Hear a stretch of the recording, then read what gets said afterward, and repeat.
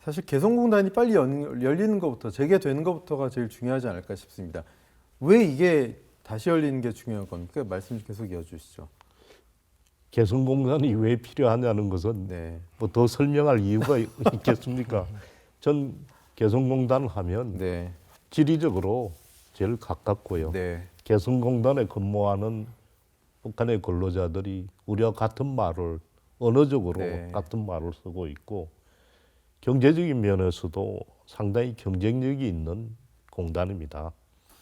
이 개성공단 뭐 말씀을 하셨습니다만은 2000년에 착수를 해가지고 네. 2005년에 1단계 입주가 이루어졌고요.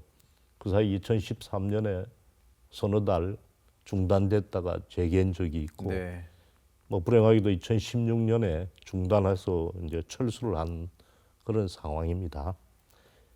중단하기 전까지 우리 기업들이 125개 업체가 그 북한 근로자들이 5만 5천 명 해서 2015년에 5억 6천만 부를 생산을 했습니다. 네. 그때 처음 시작해서 누적으로 보면 32억 부를 했고요. 월 평균 한 4,600만 부를 예. 수출을 한 그런 단지입니다. 네. 우리가 개성공단을 할 때 3단계까지 개발이 되었으면 2천만 규모의 공단이 되고요. 초기에 어떤 노동집약적 산업단지에서 그야말로 네. 기술집약적 산업단지로 계획을 했습니다. 그것이 계획대로 이루어졌다면 네. 당초에 계획하기로는 추산하기로는 우리 남쪽으로서는 한 643억 프로의 내수 유발 효과가 있고 북한의 경우에도 44억 달러 정도의 수익을 줄 수 있다고 네. 그렇게 평가가 됐습니다. 네. 정부에서도 이 개성공단 재가동 문제는 남북 협력 사업의 제1과제로 지금 인식을 하고 협의를 하고 있는 것으로 네. 알고 있습니다. 예. 저희들로서는 하루빨리 이 재가동 문제가 이루어지기를 기대하고 있습니다. 네. 송 의원님, 이게 개성공단이 진짜 어처구니 없이 허무하게 그냥 내일부터 딱 닫아 이렇게 닫혀버렸잖아요. 아직도 재가동이 되지 못하는 이유가 어디에 있습니까? 이게 한번 스톱하면 돌이키기가 쉽지가 않습니다. 그때 스톱을 안 했어야 되는데 뭔가 저는 비과학적인 주술적인 어떤 조언이 있지 않았습니까?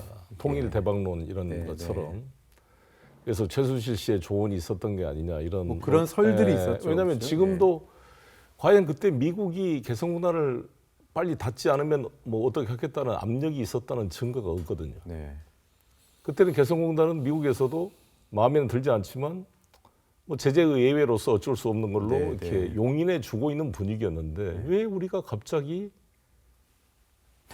바로 문을 닫았을까? 이것을 네. 김무성 의원께서 박근혜 정부가 한 것 중에 제일 잘한 것이 개성공단을 문 닫은 거다 이렇게 말씀하셔서 와 이렇게 서로 견해 차이가 있구나. 근데 그 견해 차이가 나온 이유가 이제 일반인들은 개성공단에 괜히 우리가 돈 퍼준 게 아니냐.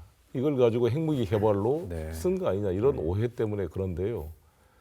실제로 우리가 퍼온 겁니다. 125개 기업이 들어가서 아까 우리 이 김칠두 우리 위원장께서 말씀한 것처럼 32억 달러를 했다는데 임금으로 제공된 것은 1년에 한 5천만 달러 네. 정도일 겁니다. 100불씩 하더라도 이게 최단 200불로 하더라도 1억 달러 정도인데 10년 해봤자 5억 달러에서 10억 달러예요. 그럼 32억 달러를 우리가 생산했는데 우리가 퍼온 곳이라고 보여지고 또 중요한 것은 개성공단이 원래 탱크 부대나 이 전진 배치대에 있는 북한의 군사력을 후방으로 후퇴시킨 거거든요. 네. 우리가 남북 관계에서 가장 중요한 것은 조기 경보 기능입니다. 전쟁이 발생할 조짐이 있으면 워낙 가깝기 때문에 거리가. 그래서 너무 가까우니까 그래서 우리가 에이왁스 이게 공중 조기 경보 통제기도 도입하고 인공위성 레이더를 다 미군에 의존한 이유가 그건데 개성공단이 있으면 이게 북한이 우리를 만약에 남침하려고 하는 조짐이 보인다면 가장 먼저 알 수 있는 지역이 바로 개성공단이거든요. 범퍼 역할을 하니까요. 그렇죠. 네. 그러니까 우리 한반도의 긴장을 막는 범퍼 역할을 하고 특히 북측의 근로자들에게 자본주의 시장 경제를 교육시켜주는 직업 훈련의 네. 장이고 또 이걸 통해서 우리 대한민국의 여러 가지의 문화가 북에 들어가서 서로 융화되는 훌륭한 통일의 현장이었거든요. 근데 이것을 저는 문 닫은 것은 너무 어리석은 일이고 우리 대한민국 경제 입장에서도 중소기업이 어려운 게 뭐예요? 인력이 구하기 어려워요. 최저임금 인상된 것도 어렵지만 그마저도 구하기 어려워서 외국인 노동자에 의존하고 있는데 오죽하면 그냥 캄보디아, 라오스 산골까지 우리 중소기업이 네. 노동력을 찾아가겠습니까? 그런데 한 달에 200달러도 안 돼. 200달러면 얼마예요? 20만 원이 채 안 되는 월급을 주고. 진짜 최저 생계비인 거예요. 그렇죠. 예, 예. 이거 뭐 통역이 필요 없잖아요. 다 같은 말 하고. 게다가 아주 성실하고 우리가 우수한 나중에 또 노동력. 먹여 살려야 될 네. 우리의 동포고. 예. 일석삼조 사조가 되는 이 사업은 정말 다시 복원해야 됩니다. 그래서 저는 만약 이번 총선이 끝나고 나면 네, 네. 정말 제가 어떤 당 대표가 돼서 책임을 만다면 강력하게 이것을 추진하고 미국을 설득해서 개성공단은 바로 복원시켜야 된다 이렇게 생각합니다. 네. 지금 기업들이 그야말로 뭐 버티는 상황인데요, 4년. 진짜 지칠 대로 지치셨을 것 같아요. 물론 지원금 이런 것도 있습니다만 더군다나 좀 취약한 기업 같은 경우는 진짜 이제는 뭐 다른 곳으로 공장을 그러네. 이전하기도 했고 예. 어쩌습니까? 다시 열린다면 다시 들어가고 싶다라고는 말씀하시겠지만 예. 사실 그렇습니다. 네. 벌써 4년이 거의 지나고 있는데요. 네.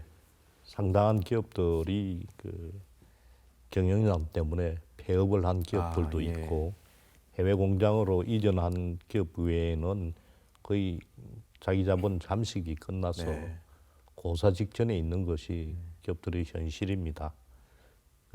개성공단 중단으로 인해서 우리가 손실 부분을 보면 그 당시에 4년 전에 추산한 부분으로 한 1조 5천억 정도 되는데 경영보험금으로 한 5,500억이 보전이 되었습니다만은 실제 그래 보면 1조 원 정도의 손실을 지금 감수하고 있는 그런 상황입니다. 이 중기중앙회 조사에 의하면 당시 가동업체 124개 중에 대부분이 재입주를 희망하고 있고 다만 그 중에 한 70% 정도는 재개할 수 있는 조건이라든지 여건이 좀 돼야 되겠다는 조건부 입주 의사도 밝히고 있습니다.